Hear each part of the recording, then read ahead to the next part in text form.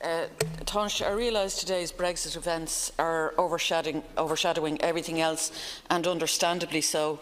But today there are women and their families at the centre of the cervical check controversy that still find themselves fighting against the HSE and indeed the state just to try and get access to their own medical information.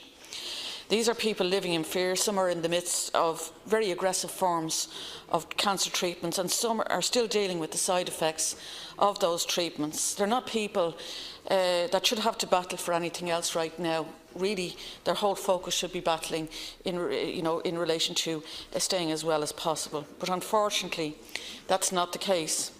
And I want to draw attention to the absolute contradictions that exist between the information that's been put forward by the Taoiseach, the Minister, the HSE officials and Cervical Check, and the actual lived realities for the women and their families involved. Yesterday, I spoke to Cian O'Carroll, the solicitor representing many of the women impacted, and he informed me he is still chasing down slides from as far back as April or May. And the HSE put a protocol in place in August, following which Mr Carroll engaged with them to try and improve it. Yet since the 10th of September, when he provided suggested improvements, they have had no engagement. He has had no engagement from or by the HSE. That's more than 2 months ago. The Taoiseach agreed with me in the Chamber last week that there should be no further or undue delays. Previous to that, the Taoiseach told the House that no woman should have to go to court. But I'm being told that there's an appeal, that there will be an appeal to the High Court to force the release of the slides for these women and their families, and they'll be put through that torture. It's totally unnecessary, Tánaiste. 7 women have come forward to me to tell me, they're part of the 221 Plus group, to tell me that they're waiting an inordinate amount of time to come for access to their slides. Yet that jars completely with what the HSE told the Public Accounts Committee last week. They said the average waiting time for women who had requested the slides was 22 days, and that the HSE had put a specific unit in place just to deal with this. Yet here we have these women saying that that's not the reality that they're experiencing. And I understand that the National Screening Service ordered Quest Diagnostics back in August to stop releasing slides. I also understand that where previously it was the norm to include the accompanying laboratory reports with the slides, they're not now being released. So it's clear that the experiences and the information given to me that the HSE have become far more legally focused and less patient focused on this issue, and the goalposts are moving for these women and their families. And they can't continue to be treated like this. Tánaiste, I have just one question.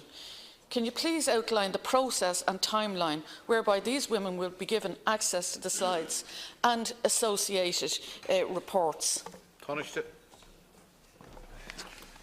Deputy, thank you for raising this issue again. I know you raised it with the Taoiseach last week. I was here when you did. Can I say that, and I know that I've just got a note across from the Minister for Health, who I know is anxious to probably respond to you himself on this issue, and maybe I can ask him to talk to you afterwards.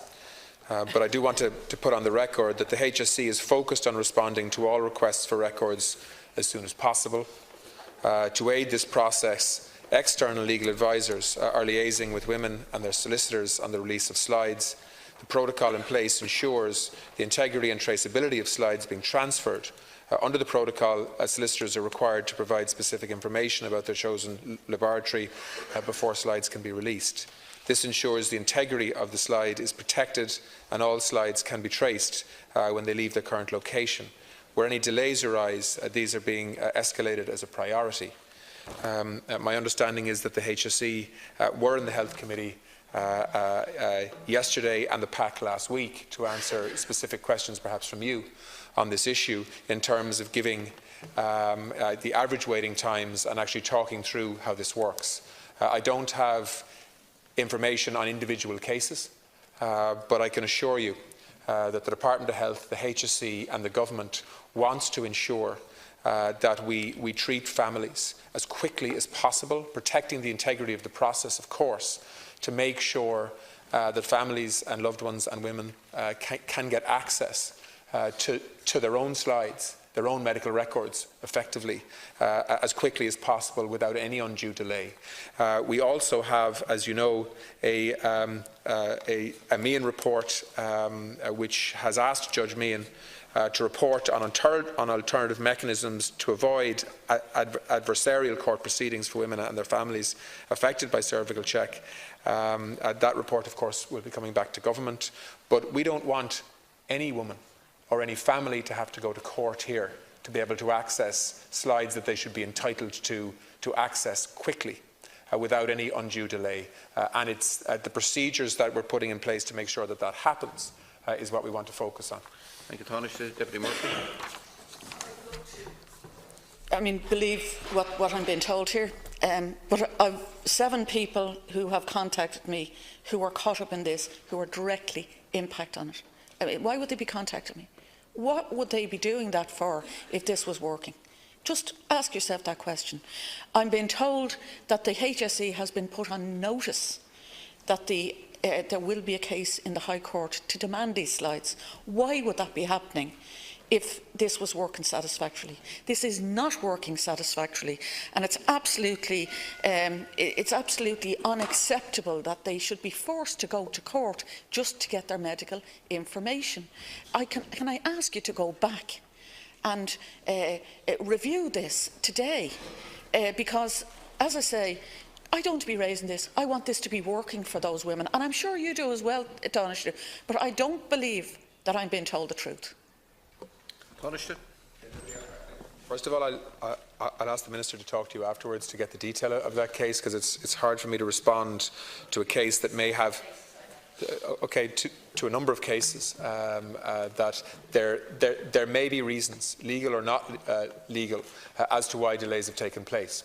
And I think we need to understand the detail of those cases to understand what the blockage is, so that we can actually act to make sure that we remove that blockage as quickly as possible.